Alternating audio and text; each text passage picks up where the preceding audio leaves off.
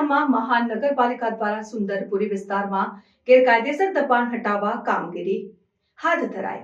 ગાંધીધામમાં મહાનગરપાલિકા દ્વારા ગેરકાયદેસર દબાણો દૂર કરવા માટે વિશાળ ઝુંબેશ હાથ ધરવામાં આવી છે। સુંદરપુરી વિસ્તારમાં રામપથ માર્ગ ઉપર દબાણો દૂર કરવા માટે બુલડોઝર ચલાવવામાં આવ્યું। આ ઝુંબેશ દરમિયાન 80 જેટલા પાકા દબાણો તોડી પાડવામાં આવ્યા, જેનાથી માર્ગો પહોળા અને ટ્રાફિક વ્યવસ્થામાં સુધારો થશે। આ કામગીરી દરમિયાન ચુસ્ત પોલીસ બંદોબસ્ત ગોઠવવામાં આવ્યો હતો, જેથી કોઈ અનિચ્છનીય ઘટના ન બને। તંત્ર દ્વારા દબાણકારોને અગાઉ નોટિસ આપવામાં આવી હતી, પરંતુ નોટિસ પછી પણ દબાણો યથાવત રહેતા આ કાર્યવાહી હાથ ધરવામાં આવી।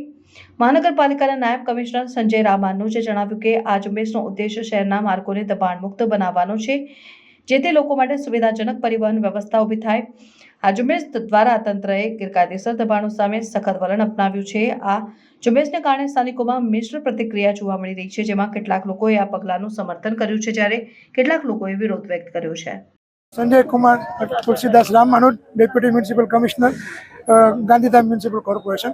आज आप सुंदरपुरी विस्तार में दबाण हटावવાની कार्यवाही शुरू कर रही है। महानगरपालिका बन्या पछी दरेक मुख्य रस्ताओं पर दबाण हटावવાની कामगीरी शुरू करेल है और क्रमशः मापणी करी 15-20 दिवसों गाळे अमे झुंबेश चालू कर्यो छे।